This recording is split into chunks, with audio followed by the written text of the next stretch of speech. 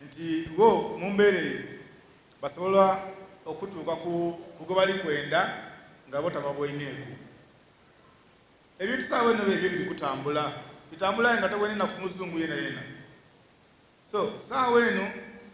ife bene na bene munumba nga wenkobye kati hiyo parliament emundi ogwasooka bali oti balibisa kale bakoba ati be ba members bali tibagera bulungi balizaayo kali kulu none ebyo. So olutawo sobola okutambula anga omulabe mwente mubwoineku ng'alikozesa imwe bene n'olwensonga eyo bwe tubanga tuli kulwanira visa yetukomye nga tuleko ati abantu bali kutya ino okuba yigalira visa edijja Bungereza edijja mu Amerika edijja Bulaaya ensonga eyindi sente. Aye nkukobye nti safari etambula ningi aye safari ng'okaali ku nsi kuno ku mwaliro gwansi esigala nga nimbi eriyo safari gyebeta safari empanvu tutera okuziika abantu miyandu wanumbaye just meters bamuziikaawo olw'okubanga timutambulye olugendo luwanvu mulowooza mbu gagiire kumpi. Amerika yeesiwala omuntu aliba mu nnoni aye wajja n'esimu osigala ng'okamuwuliza yakuweza WhatsApp ati tuse bulungi tu Washington Angelos simanyi biki aye omuntu gwe baziise emiyandu w'enumbaye niwe omutayo ni esinga ogema netiwaaka mu nsi tosobola kwirayo kumuwuliza. Kyebako ati olwo olugendo olutuufu lwe mwandi bali mulowoozaako omuntu anoone visa ey'olugendo olwo n'eryaku kubanga tuli kulwanira visa yakubya Bulaaya aye ndiko ojja kubya Bulaaya tubyasigala nga tukwakuwuliza ebikufaaku n'abakwani abajja okwaniriza oba tuwayire tubategeere oluusi otuweeze n'ekifaananyi oti omuzungu ono neyananiriza kino n'ekisaawe ky'e London kino n'ekisaawe ky'Amerika tusigala tukakuwuliza. Niwonaje eChina niwona obita eChina kasooka olugendo lwanga lukaali ku mwaliro gwansi aye wallahi mulwanire visa ed'okunsi muwerabire visa egy'okutuusa wano obonanga okumpi bakutambuliza katono bakutwalire mu Kabulisitaani bakusaalira bano dakika 3 batuuse aye wallahi olugendo luzibu. Eyo gy'oli kwetaaga abajja okwaniriza eyo gy'oli kwetaaga by'ojja okozesa eyo gye tuli kwetaaga obuyambi aye bisi mu buyambi era nga ne ku bukodyo bwabiddamu okuba nga batulwanyisa n'okutusibira mu bwavu mu mbeera eyo tutambula tuti just kubeeguya batuyingiza mu bye beenda. Poliisi ndibategeeza olwaleero aye muli kiddukira obwire awwal laylatin fil qabr nga tukaali kutuuka mu mwezi ga Allah kutubala obwire obusooka nga wakangira entaana oliddukira ddala seeno oti kale seeka yatukoba onoonye visa n'entuufu. Eriyo olugendo lwe lujja otambula nga tojja kuwirayo kubonekamu nire weetaaga abajja okwaniriza weetaaga olugendo oluwandi baire olowoozaako oti kinanga kitya nga tifunye visa entuusa abatuufu kubanga olusetentive yingi aye wano saawa eno notentive bakwimye visa yegundi ya Amerika gye Dubai gye Saudi Arabia owenda kutambulamu aye olugendo lwa Kabuli ne bajja okukoba nti oba olina eka 10 eg'eitaka bakupima ku bajja okuta ezo alternative nyingi naawo kyova obona nti omuntu nigaba olayinza okuba nga mwavu aye nga muleeyi n'omubiri nga munene bampimira Kabuli neneku aye nga mwavu mu poloti ye iwe omusanda oli mutini aye aba yakwazika sente olina acres z'eitaka tibayinza akoba ati bano oyo musimire entaana ya eka namba bayinza ogisimanyi n'abalijja ogisimanyi bano nibo mbanga mujja basasula sente tibasobola tibagisima tibayikiriza era balenda bakupimaku bakuba ati naawo. N'olwekyo tulekere kulimbibwa, tutegeere ekituufu. Tulina safaari bingi, enda ajja ku London, enda ajja ku America, aye oterabira nti eriyo safaari ey'obukake yabuwaze buli ali ano eza byako abantu onajebuzaabuzaako okwira mu maaso ga Allah subhanahu wa ta'ala. Kabuli ogitandisa otya eyo niiviza gy'oba olowooze ng'okali kulowooza ku viza yindi. Ensonga y'okubaawo kwenge bana muyigirize mulobe, muyinza okuba nga amagezi gatulimba nti abazungu bwe batali tituubeewo,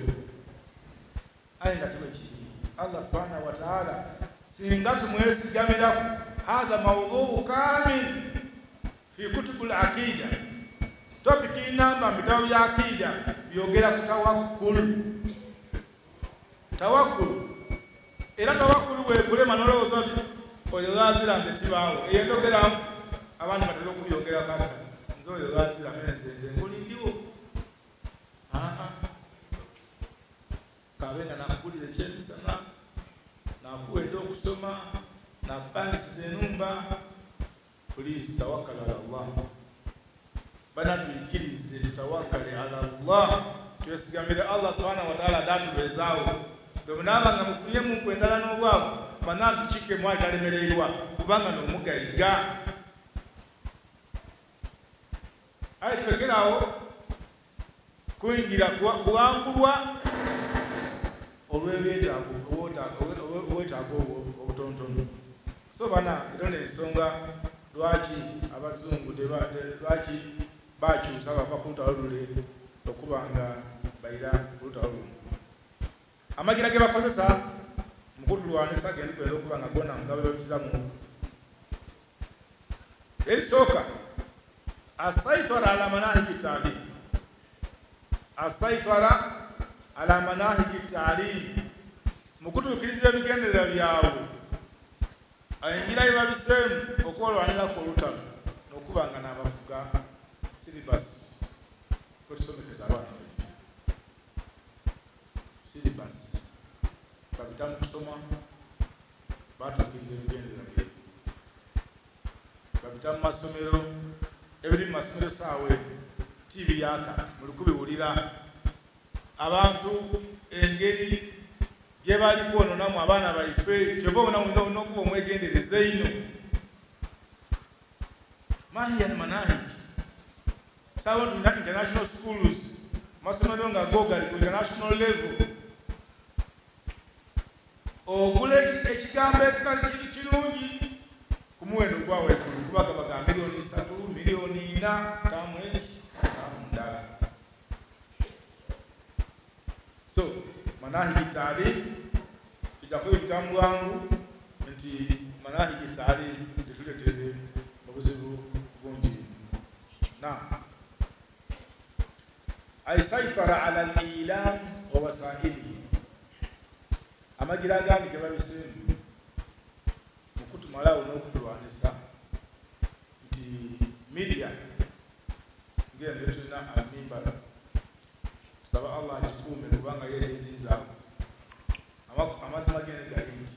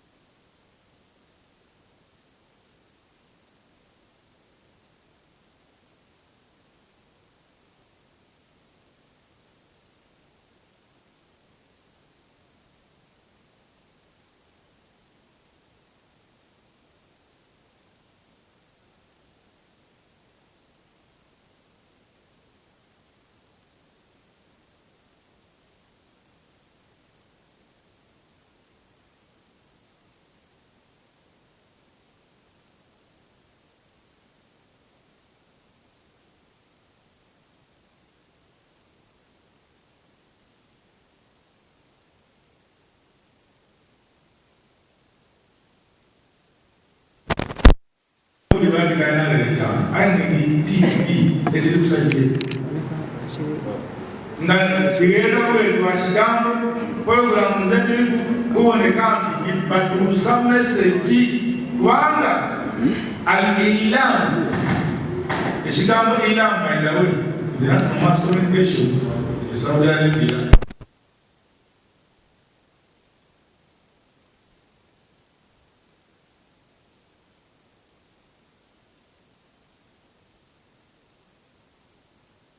Hapo kanwali kwa ni TV na chiyombo netu binataka okufuuka esigeri okuna mu masiga agatambulira ku gavumenti. Tulina masiga agatambulira asa esooka judicial legislature n'abakola amateeka parliament nga eryokubiri executive baministers abaimplementinga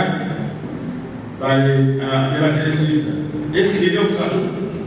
judicial bano babagamba amateeka bano bata munkola bano bagenda kubakoza kubamenya amateeka gano agona amasika asatu okukambulira gavumenti bakoba nti einamu ebyempuliziganya bijja kuba isiga lya busatu limadha likuwatiki olw'amaanyi g'erina al-ilamu huwa alladhi yasrifu ila baitika kwegamba n'omuntu amaloboozi aga TV n'agasobola okukulumba likubulirirwo kubanga wakalebyo wakoti kambulirize. Kakati abasiraamu tebanafu kusaidi awo rediyo ziriiki ayo kunonera obusiraamu nafu ate yona olw'okusika bakasitoma eyengeze kubyanti gali byakisiraamu batukyusa batya saawa eno omuntu omukuba tiwuliriza Qur'an okuva ku saawa ibiri paka buce tulina abantu tugenda okituuka makaratakayo music genda okikulaki titimugema tumegera ku kadono kamalamu yabutamula muyazukamu meyayo music yakuwa bakaido mulikumfuna bajjamu hada sawt sajada al-ilam tuliyo katono ino nesono laki tuwamulwa na mamagira gibage makuboneka nti bakolaki nolwekyo eilamu kule sabere bakola TV kijja omwetegereza ba presenters ku TV naddala abakazi kati olantaba kifaananyi kya mukazi ng'ayambaye munambale tosobola kukola mukazi yebikirire n'agula na sitika nomuta ku TV nebagiwuliza olwaleero bagiwona olwaleero kyo tebakiina tiwe kiri aye mukidi nga baana baife ab'Obusilamu eri omuwala tutakumugera linda aliwo MBS ikologula maine gyakolawo ikolekulamu ogetegaweyo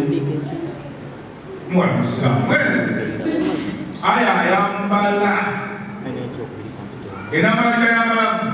neri attractive kubabona TV. So tabadala mafahimu kiloza ndio kiwa cha mzano iwo bonataka naye kalia abakopa kwa presenters yao abana bafite basigaye bibiri ayesinga tikonera ku TV nze nakulira kuba nakuja kugembe ategeera no makata cyane ifere twakulira kine cyo babasane abana abantu kusana kakati twabona nganga nze ngamalayo nakendwe kagani wa South Africa polisi kwenda ku TV kinaenda kukwembia kwaje ai chana na kitu kwa mpaka sawa mpaka wana hivi batakile kusimambi mimi nilikuwa mlembe tiwa katika kalinso wallahi kana asili anaenda wakazi yaenda nipini yekurana misigere presenta waenda ku TV omuntu ndio abantu bakikumiwa mugoberera encho bakora chakusi wakwambala yana nyolu yati dikwendanga mundu yena meleka a present na program etiment so eyo ndenge jebanyire mu hadi ye wasani nengeri jebanyire mu kandi bakikyusa bakola kutoja ku TV mu yama ile ovyo maana safu jadi nje chakwa ngula ibula TV ya mara pati ya mara leo ni bila mara sama uli kwa tasola kusoma kwa mu yama ile bawa la ya kule nani kwa basa eliyo mwana yatikamugira linda kuli mukule ndo mwina twajanga tunakulo kutana wallahi nawa mhijabu twamwesimisa nawa mhijabu kuleteyo kwabile ndamuneza kumutegere abile ayisawe abana musalamu kwa anga mama kaga baba we abazo kumusomesa yali asaba mulimu nga mutahajiba ndamujja ai adamu Islam abale Obusilamu bakubatiza nti omuntu ayamba iratu tasobola kukata makulungulamu kanuni manyi programu ya redio tia TV kumubona redio yaliyo mukyala gwebago bameneja Amakubo Tropical Bank erimu Obusilamu banka y'Abasilamu ya Libya bamugo bameneja mukyala Musilamu yalagananga abali mu banka eyo yaliyo omuwala aweereza aliya asimula afumba kyali kali kasilamu kebikirira n'abakozi abandi nga bemikirira olwokuba banka y'Abasilamu bafuna chance y'okubayigiza bakoleka bamikirira yaleeta etteeka yakuba ati ayinza okola wano timuyigiza nga alina etambaala etteeka lyafuuka etteeka twekala nga tugire mu banka okwagala n'abantu abali batusabe nga bebigirire nga bekwikuyire n'olwekyo akaliginaani mazunu omuntu ono agambwirwa kubanga twatugambwirwa okumumatiza kuba ekyebenda yatandika n'okyeyagaliramu ayagala ekundisho abonanga ali ku mulembe asibye ebi abonanga ali ku mulembe agala embala y'ebituli abonanga ali ku mulembe nomwa basaasilangira bamulajja akuba ekiraka n'ekiraka kyona tusaabe ku mulembe baganda kwatambwire bakukanzu nga batunda ekanzu eri akwate enda ya Daviki oli yaliyengalidduka yakwatibwa na kanzu ya Daviki akati hanze yazima okono okuwangulwa ayenga goba wangwire yashukuru bil fakhri abananga wenda wangwire toye kubadiza kubadiza kana bantu wangula bakola kondisho kamera libonanga bali mababongo ndoza na msima yuki leo mwenyewe yange yapa mwana wa mwana nazi bangu wale nimezile siku ya Obusilamu nikola kubandwa aliye babenge soko kufira okulikeka aweke sobyondo era obyondo buliyale oyinza okuyigiriza nti abaana bakikeekyo ayi nibanya batwala isomero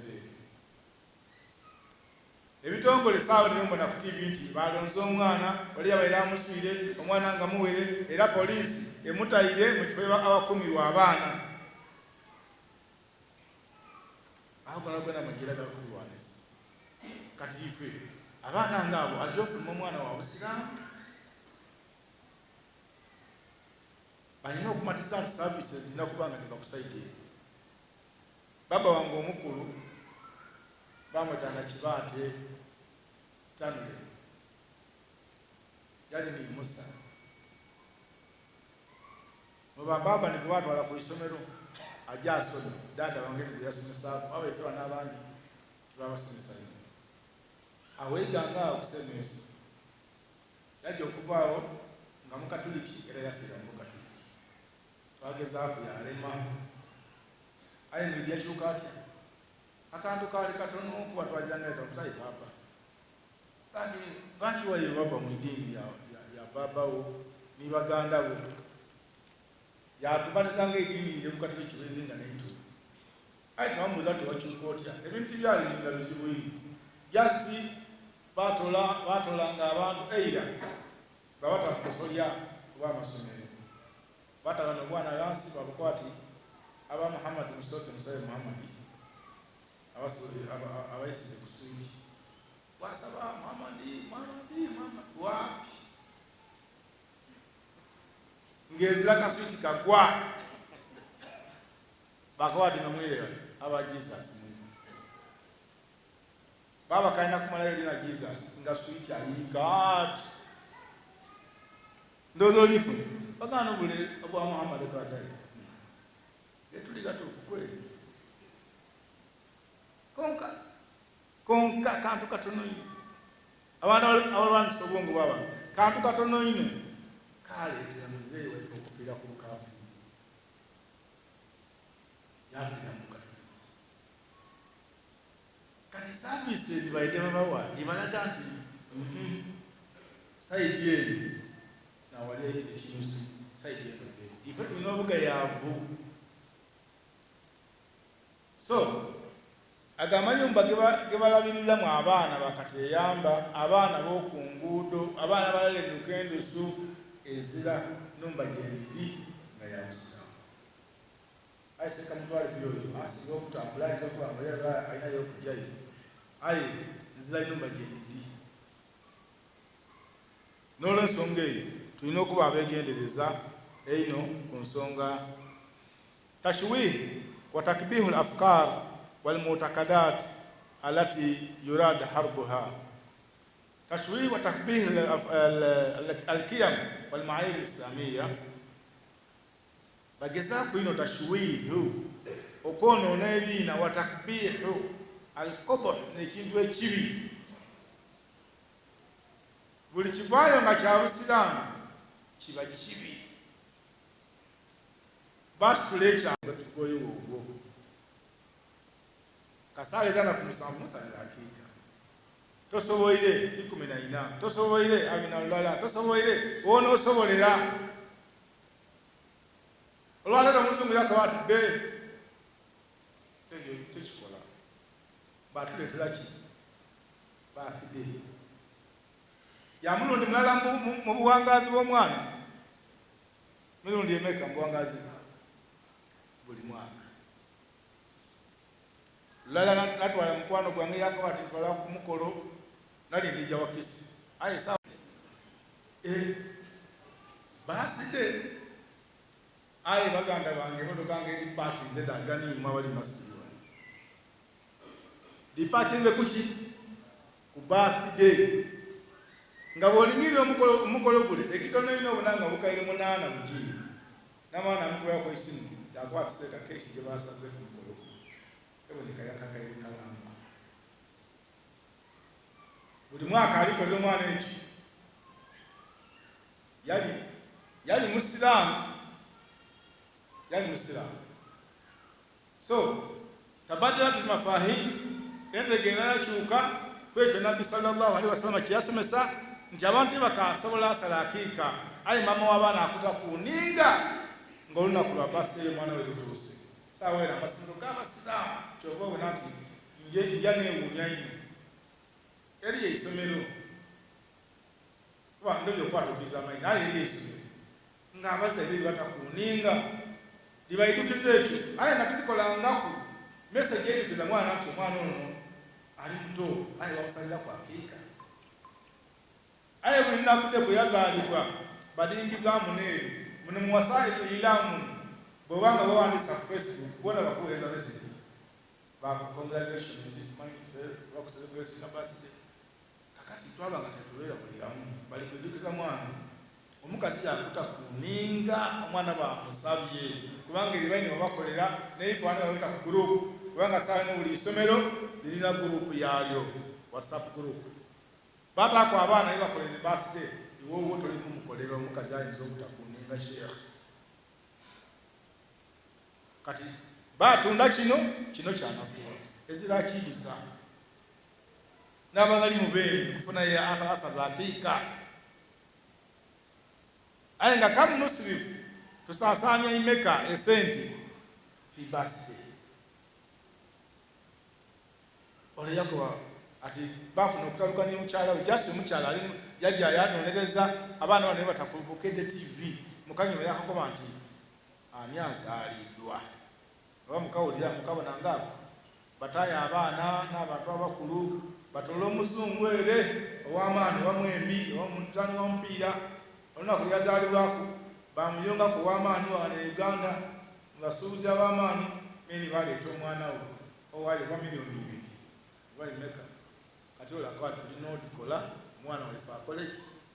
agiye kubukedde TV aya nga kino ekya Allah subhanahu wa ta'ala kibirewo kyenkobye nti takbir kino bakyonoona bakiyita baguluminga ekyalo bakoze bingi ebintu ebyo bemuwulira Mother's Day, Women's Day, kodi biki birina ebigendera byabyo ebibiri enyuma byebitali kubanga Mother's Day bo ekibaluma kwati nabbi yasemesati niba kibanga kirungi wakati kiyasomesa kale atulisi omuntu asigaze olunaku lulala nga lwalijja kuyemba amawu ayi mama tasiima olunaku lwa Mother's Day lutuuka mama mugulira buli kimu mi birthday mukolera ayi mama tasiima ife n'Obusilamu buli lunaku eba Mother's Day buli lunaku luba lunaku lwa maama amakulu okumulowoozaako okumufaako okumulabirira kwa buli lunaku okumwebaza okuzaala buli kimu kwa buli lunaku maama wo akati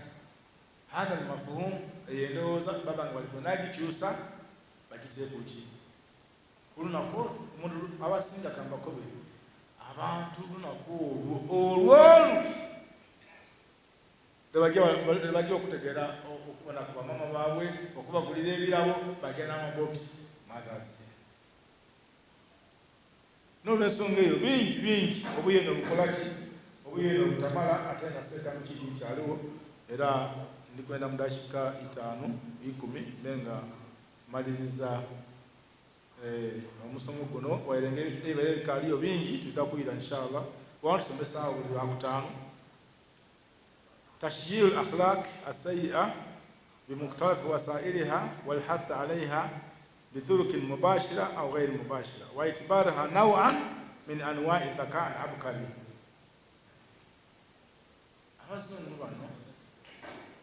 بس ولو كلهم ينفسوا يوجد بنا نامبي ngani bakari bafite kizana mu community kubangera bayida bakiyagira katiga ekisiya kitogere ko ekisiya babanga bali kukubiriza abantu nti ekyo nikyemba mukole bakubiriza abantu ng'ekyo nikibalikola kyemba mukole bituruki mubashira au ghairi mubashira luleni bekwekangako ailele baide direct lulebe kwekanga omuntu okubanga basomesa ebintu ng'ebyo n'empisa ng'ebyo nga babita mu magira gakwekweka ailele baida direct n'olwensonga eyo okubanga obuwagizi obwo kuneebisa embi ate bamala bagifuula ng'ekintu ekyo nawo min anwa'i dhaka al-abkari bamatiriza nti akikoze n'aba ategeera okusinga ku bayini bagezaako okuboneka nti ekintu kyalikola kiri aye n'afuuka omugezi w'ekitundu n'afuuka omugezi w'ekyalo bano abatakikola baba balanga abekuumire enyuma eno so ensonga eyo yabanga bagibiseemu ino okuboneka nti batulwanisa ekirire ekisembayo alfahamu alkhati lilhurriya wa maaniha wa adamu tafriq baina alhurriya walfawda entegeera gye batutaamu enfu ey'ekigambo human rights oba rights ife tukitegeera bulungi wa adamu tafriq twalemerera okwawula baina alhurriya walfawda wakati wa rights daife na akavuyo kuma fawdha niki na akavuyo niki fawdha kwegamba fujo tulemererwa kwa wakati wa rights ne fujo kubanga Allah subhanahu wa ta'ala atusinga okutegeera bayapanga Obusilamu ezizamulembe gwatategeera gunaabaawo yakoba ati kino kibe kiti kino kibe kiti iyo buli lwokyusa n'okuba oti ndi kulwanirira idembe lyono automatically oyenda toyenda ebayo idembe ly'okujja okuniihirira. Kati singa owo omuntu idembe ly'okutambulanga bwayenda mu njira amakulu nti omuntu waidembe okwambala obanga oyedikoma mu kabina idembe lye ng'omuntu atayenda kumukunamira kuti idembe lyo bwolirwanirira otya. Nze tyenda abona ku bubina bw'abakazi na bisambi byabwe kyokka ye mwene oli muwa right ey'okuba nga atambulanga wayenda olikubona nga mu mbeera eyo kayoninira idembe lyange edembe lyonna tokyenda. So akavuyo ni fujo yatulina saawa eno mu community lw'abantu kulowooza nti baleese idembe ly'obuntu so nga baleese bwa fujo. N'olwekyo tulina okutegeera entegeera entuufu ku kigambo al-hurriya oba rights daife ng'abantu Allah subhanahu wa ta'ala datuwa. Naam, kyendi kusembyayo itharat al-khilafat wan-nizaat wa tadkhimuha baina al-muslimin. Mungeri y'okunafuya Obusiraamu n'okwemerezaawo entegeera yaibwe bagezaako nnyo okuboneka nti ali Abasiraamu abatebenkeire abali eno ku Busiraamu basuulawo ekijja okubaawukanya. Basuulawo oba mukitegeire oba temukitegeire mwe mulowooza nti mubeena bakikuyetinzeewo aye nga kikolebwa bukolebwe olw'okuba tolwa ku mulamu. Ife Abasiraamu bwe baawukayana ebirowoozo kwe tubiyiza gundi oyo obulamu obwo tubuyiza mwerabe ensonga enkulu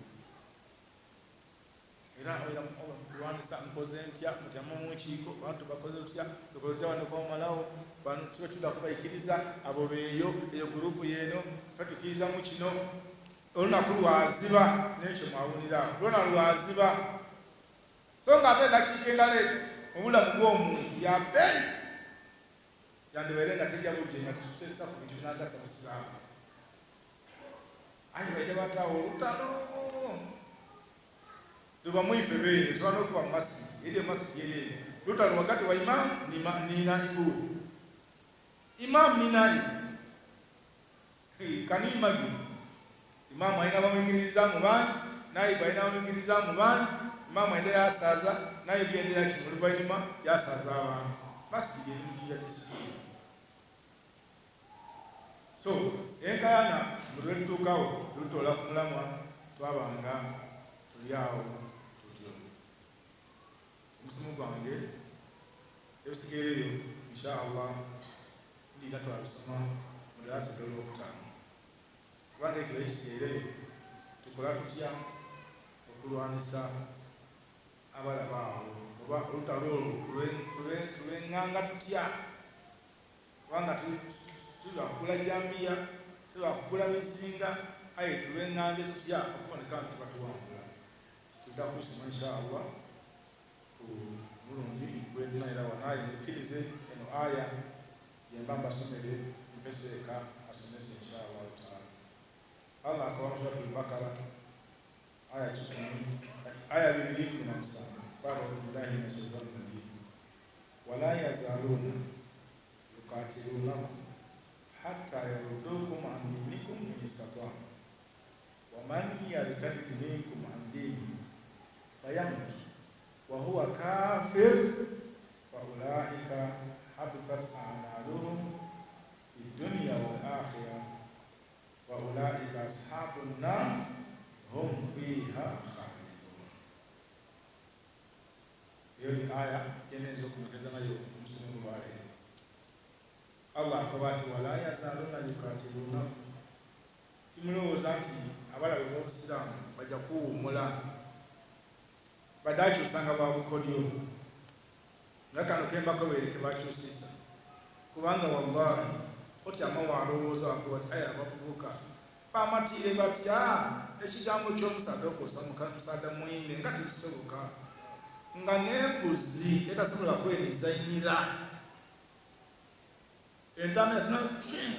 entaama aganyira gajebaku tasobola kweneyesimulaku